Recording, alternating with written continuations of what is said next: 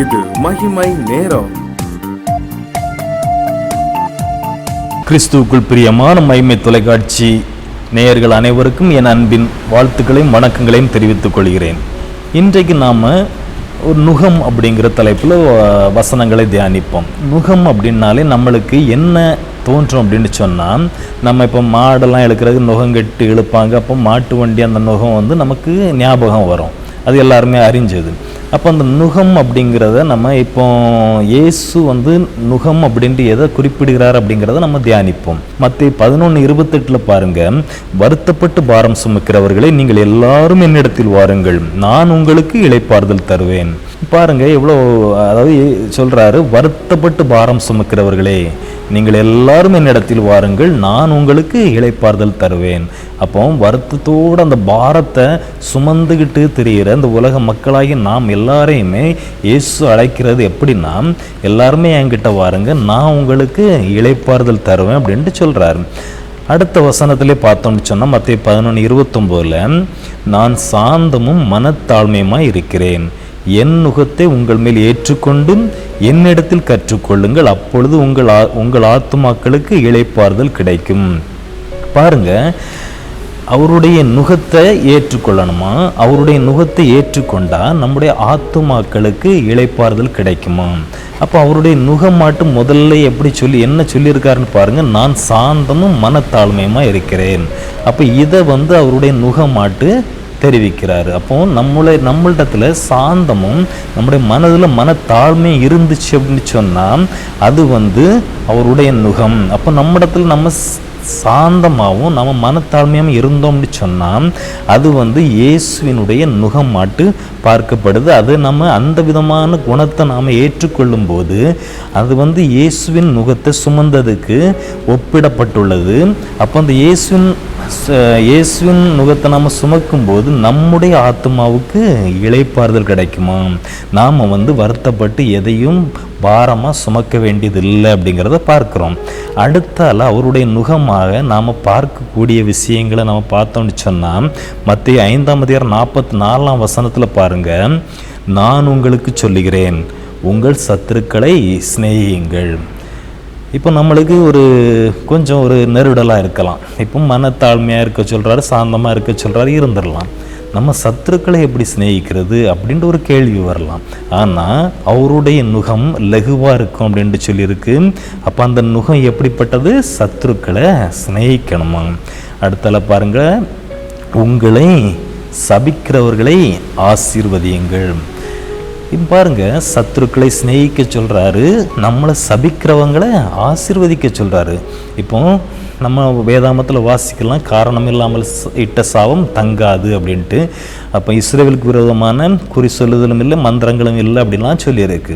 அப்போது யார் என்ன விதமாக சபித்தாலும் அவன் நம்மளை அணுக போகிறது இல்லை அப்படிங்கிற ஒரு உறுதியை நம்ம எடுத்துக்கொண்டோம் அப்படின்னு சொன்னால் நாம் கண்டிப்பாக சபிக்கிறவர்களை ஆசீர்வதிக்க தான் செய்வோம். அதை தான் அவர் செய்ய சொல்கிறாரு. அடுத்த அளவில் பாருங்கள், உங்களை பகைக்கிறவர்களுக்கு நன்மை செய்யுங்கள்.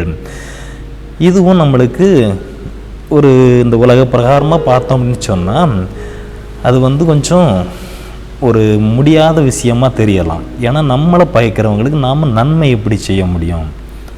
இப்போ ஒரு ஆள் நம்மளை பகைக்குது, தேவையில்லாமல் பகைக்குது அப்படின்னு சொன்னாலும் அவங்களுக்கு இப்போ ஒரு நன்மை தேவைப்படுது. அந்த நன்மையை செய்கிறதுக்கு நம்மகிட்ட திராணி இருக்குது, நம்மகிட்ட அதற்கான பொருள் இருக்குது, இல்லைனா நம்மகிட்ட அதற்கான வசதி இருக்குது, இல்லைனா நம்மகிட்ட அதற்கான வழி இருக்குது அப்படின்ட்டு சொன்னால் நாம் அதை செய்யணும் அப்படிங்கிறத தான் அதை தெளிவுபடுத்துது.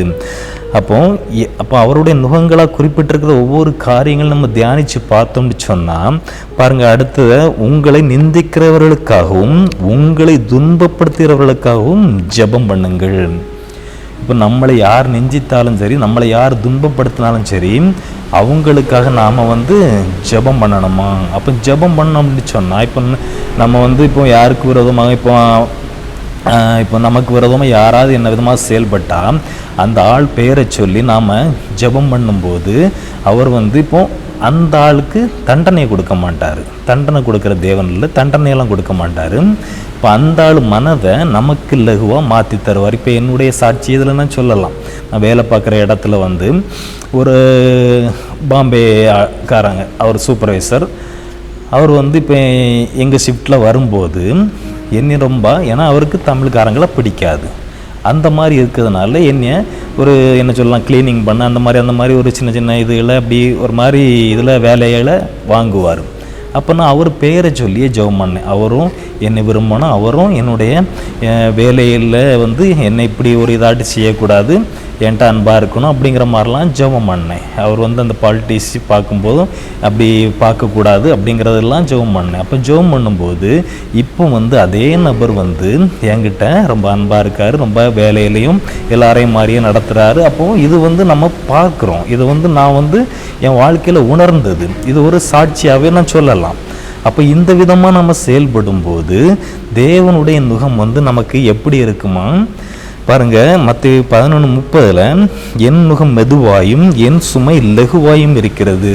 அப்போ அவருடைய நுகம் வந்து மெதுவாயும் இருக்கும், அவருடைய சுமை வந்து லகுவாயும் இருக்கும். ஏன்னா இவையெல்லாம் செய்யும்போது நம்மளுக்கு அதற்கான விடைகள் கிடைக்குது. அப்போ அவருடைய நுகத்தை நாம் ஏற்றுக்கொள்வோம். அவருடைய நுகத்தை நாம் ஏற்றுக்கொள்ளும் போது நமக்கு எல்லாமே லகுவாக இருக்கும். கர்த்தர் தாம் இந்த வார்த்தைகளை ஆசீர்வதிப்பாராக. ஜெபம். பரிசுத்தமுள்ள தேவனே, இந்த வேளையிலும் ஆண்டவரை உம்மை தொழுது கொள்ள முடியாத ஒரு ஸ்லாக்கியத்தையும் பாக்கியத்தையும் எங்கள் அனைவருக்கும் தந்த தயவுக்காய் கோடான கோடி சோஸ்திரங்களை எடுக்கிற தகப்பனே, இந்த வெள்ளம் ஆண்டவரை உம்முடைய நுகம் என்றால் என்ன, அதை எப்படி நாங்கள் பயன்படுத்துவது, அதை நாங்கள் எப்படி ஏற்றுக்கொண்டு செயல்படுத்துவது என்பதை நாங்கள் தியானித்த தகப்பனே, ஆண்டவரை உம்முடைய நுகம் மிகவும் லகுவானதாகவும் உம்முடைய சுமை ஆண்டவரே மிகவும் ஆண்டவரை ஈஸியானதாகவும் லகுவானதாகவும் இருக்கிறதே நாங்கள் உணர்ந்து கொண்டோம் அப்பா. அவற்றை நாங்கள் ஆண்டவரை ஏற்றுக்கொண்டு அதன்படி நாங்கள் வாழ கிருபை செய்யுங்க. கேட்டுக்கொண்ட அனைத்தையுமே இயேசு கிறிஸ்து நாமத்தினாலே சேர்த்தர போகிற தயவுக்காய் கோடான கோடி சுவஸ்தோட ஆசீர்வாதத்தையும் சுகத்தையும் பலத்தையும் ஜீவனையும் பெற்றுக்கொண்டு ஜெபத்தை எடுக்கிறப்பா. கிருபையா இறங்க. இயேசு கிறிஸ்து ஜெபங்களும் நல்ல பிதாவே, ஆமென்.